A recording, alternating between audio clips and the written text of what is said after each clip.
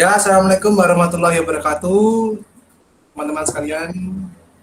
Ya, di sini Bapak ingin memulai pelajaran pada hari ini dengan membaca basmalah bersama-sama. Bismillahirrahmanirrahim. Ya, sebelum itu, saya akan memberikan sebuah tayangan video ya, sebentar, untuk merefreshkan otak.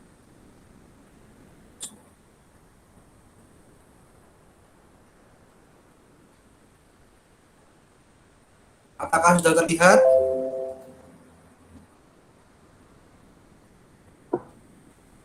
Halo anak-anak. Sudah, Pak. Baik, ini saya akan memberikan contoh video cerita ya, karena nanti ini akan masuk ke dalam materi kita pada hari ini. Mohon disimak ya. Baik, Pak.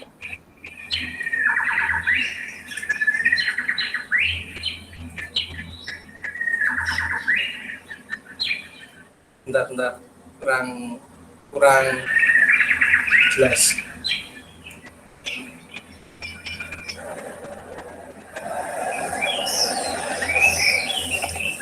Pada suatu hari, ada seekor kura-kura.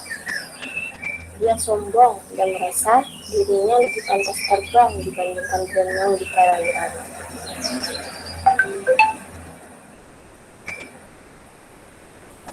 Dia jengkel karena memiliki temburan keras yang membuat tubuhnya terasa berat.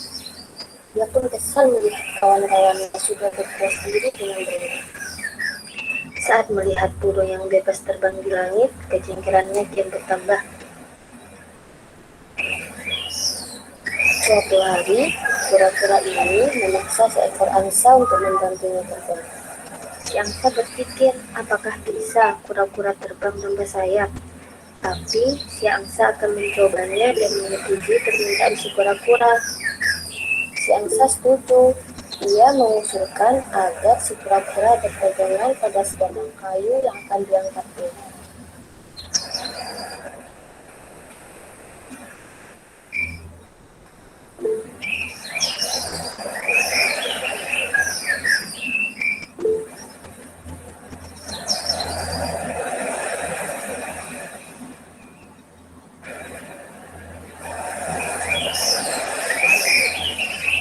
Karena tangan kura-kura agak lemah, ia menggunakan mulutnya yang lebih kuat.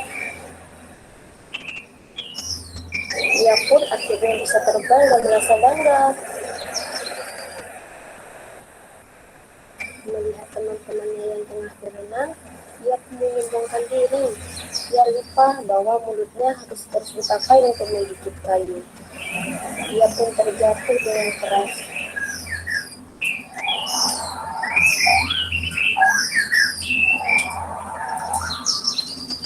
Beruntung, ia selamat berkat tempurung yang pernah diberinya. Itulah kisah si kura-kura yang sombong. Terima kasih sudah menonton. Ya, baik, sudah kita akan melanjutkan pada ya ini. Sebelum itu,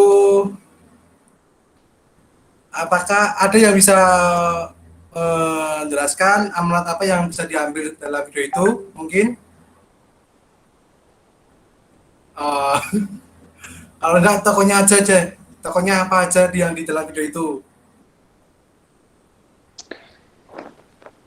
Kura-kura, Pak. Gimana Mas Faid? Kura-kura tokohnya. Oh ya, kura-kura. Ya, kita lanjut ke materi ya.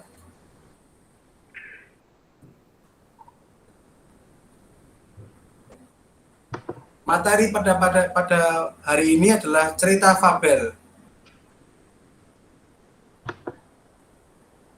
Kompetensi dasar 3.16 teman menelaah struktur dan kebahasaan fabel atau legenda daerah setempat yang dibaca dan didengar. Lalu 4.16 memerankan isi fabel atau legenda daerah setempat yang dibaca dan didengar. Lalu untuk tujuan pembelajaran ini yaitu siswa dapat mendiskusikan struktur teks fabel atau legenda dan kebahasaan yang digunakan, yaitu variasi penyajian, variasi pola dan atau pola pengembangan. Siswa dapat mendata isi, memperbaiki pilihan kata, kalimat, narasi, dialog, penyajian latar agar cerita menjadi lebih menarik.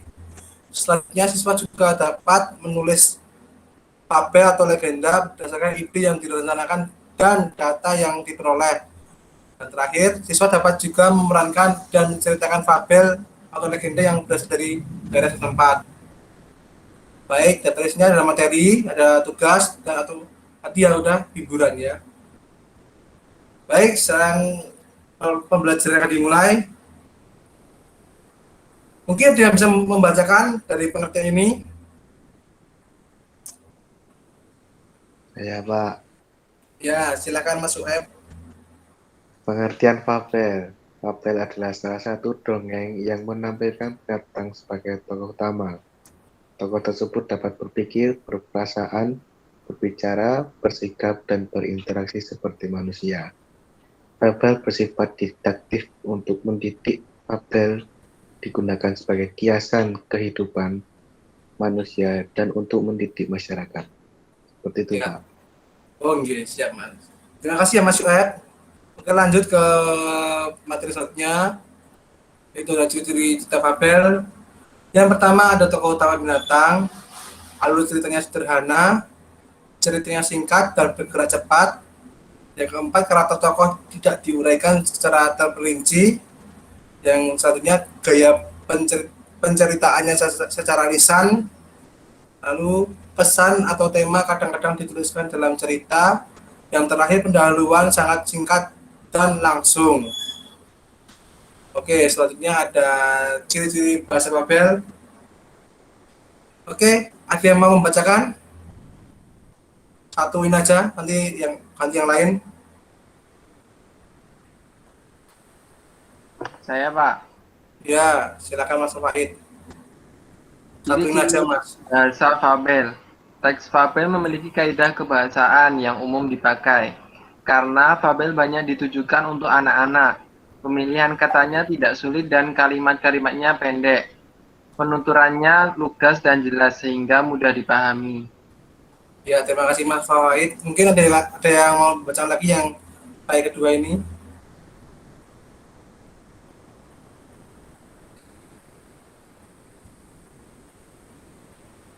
Ada yang mau? Saya, Pak. Ya, silakan.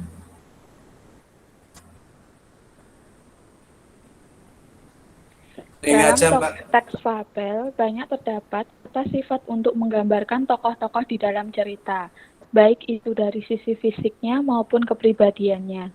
Selain kata keterangan untuk menjelaskan di mana cerita atau kejadian tersebut berlangsung.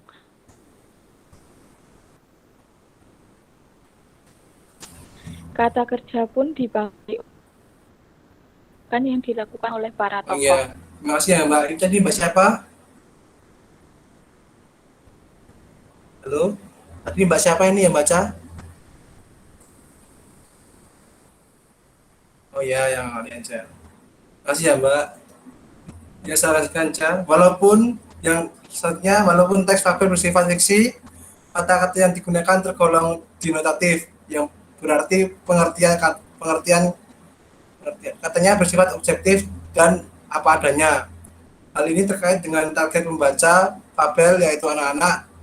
Terakhir, teks fabel juga menggunakan kalimat-kalimat langsung yang bersifat aktif. Oke, selanjutnya ada struktur teks cerita fabel. Yang pertama ada judul, pasti ada judul. Judul adalah kepala karangan yang berfungsi mengarahkan di pikiran pembaca tentang gambaran umum isi fabel. Yang kedua ada orientasi.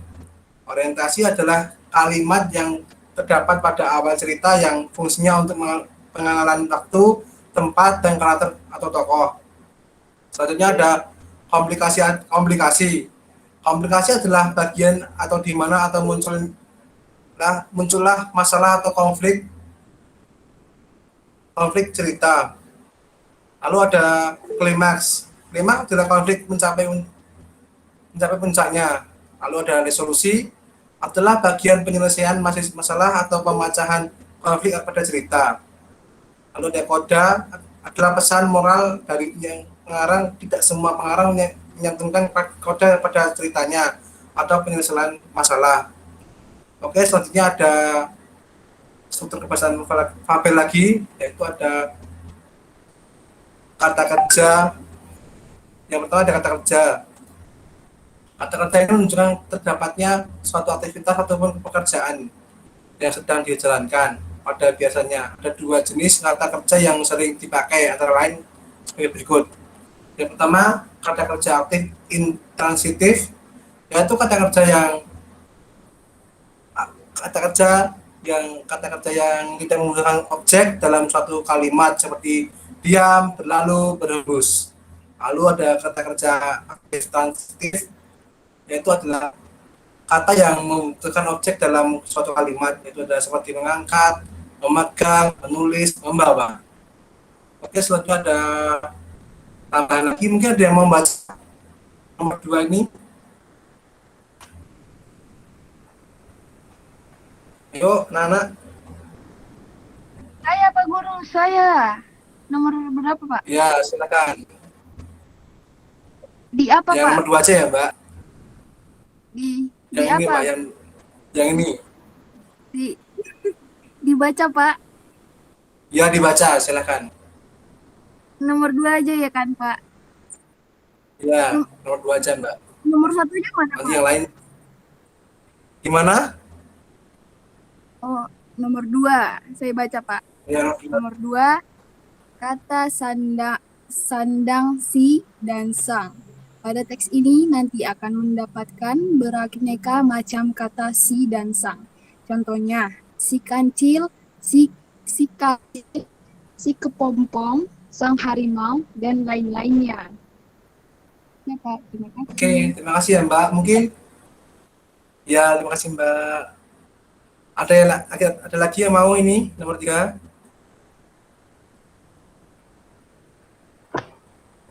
Saya, Pak. Ya, silakan. Untuk struktur kebahasaan fabel nomor 3, penggunaan lalu, kata hubung dan akhirnya.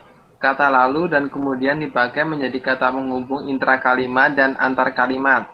Sementara kata akhirnya dipakai untuk mengakhiri dan meringkas informasi dalam paragraf. Ya, terima kasih ya, Mas Faid. Yang terakhir saya Sama-sama, Pak. baca. Yang keempat ada penggunaan keterangan tempat dan waktu.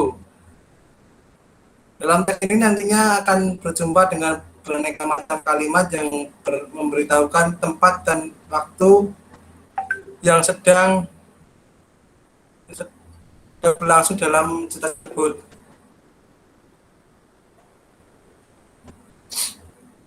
Yang nanti ada cerita fabel. Yuk, ada yang mau baca?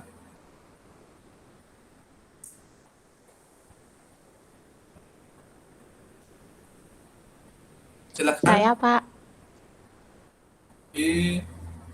Silakan.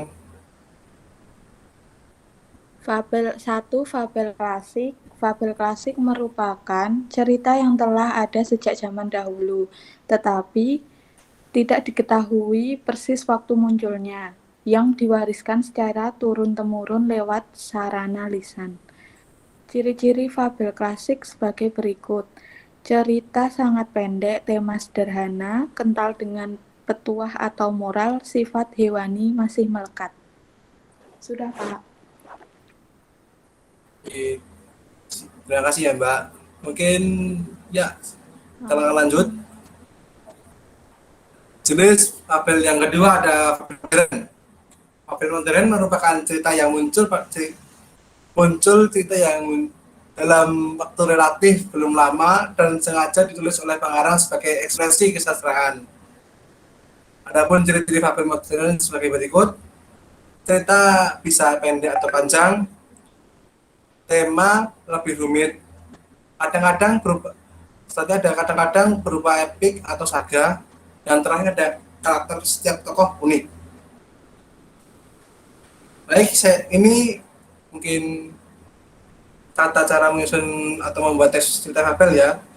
Yang pertama, amatilah perilaku binatang yang ada di sekitarmu. Kemudian tentukanlah hal yang menarik yang kamu amati sehingga menjadi tema tulisanmu.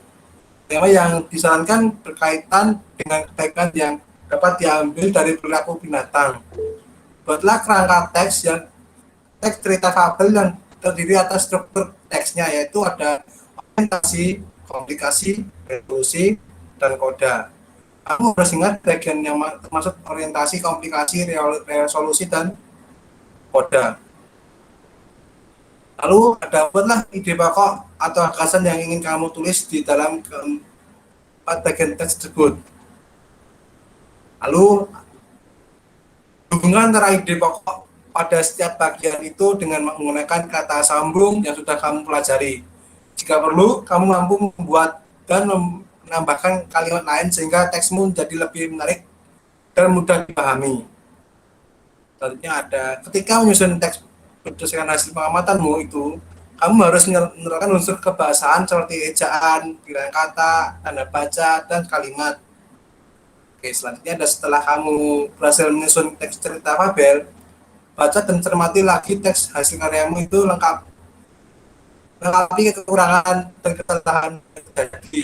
Kemudian diskusikan karyamu itu dengan gurumu, mintalah dia membaca dan menulisnya. Jika sudah dianggap sempurna, publikasikanlah teks yang telah kamu susun tersebut di majalah dinding sekolah atau kamu dapat mengirimkannya ke media massa daerahmu. Sebelum dipublikasikan, perbaiki bahasa teks yang disusun sesuai dengan masukan teman dan gurumu. Oke. Selanjutnya tentang mekanisme fabel. Untuk dapat memerankan sebuah fabel diperlukan beberapa pengetahuan dalam hal pemeranan fabel tersebut. Beberapa keterampilan dalam memerankan fabel antara lain sebagai berikut. Setiap kata atau kalimat dalam dialog fabel harus diucapkan atau dihafalkan dengan jelas, tekanan keras, lembut pengucapan. Nomor 2, tekanan tinggi indahnya pengucapan suatu kata dalam kalimat atau intonasi yang digunakan harus tepat. Nomor 3, menunjukkan gerakan tubuh, gerak-gerik, dan ekspresi wajah atau mimik yang sesuai dengan karakter atau watak tokoh fabel yang diperankan. Melalui mimik dan gerak tubuh, pemain juga harus dapat menunjukkan perasaan yang sedang dialami tokoh yang diperankan. Misalnya kegembiraan, kejengkelan, kejemuan, dan kesedihan. Yang terakhir ada dalam dialog itu tergambarkan sifat dan tingkah laku setiap tokoh. Dari kata-kata dan gerak-geriknya, tergambar watak jahat, baik hati pemarah, pendiam, jujur, atau yang lainnya. Baik, untuk materi mungkin sampai ini, dan tugas ya teman-teman, yaitu carilah dan bacalah serta kerjakanlah cerita fabel kesukaanmu dan carilah struktur teks fabel yang terdapat dalam cerita tersebut. Mungkin ini saja yang saya sampaikan. Kurang lebihnya mohon maaf. Assalamualaikum warahmatullahi wabarakatuh. Waalaikumsalam warahmatullahi wabarakatuh. Ya, sama-sama. Ya.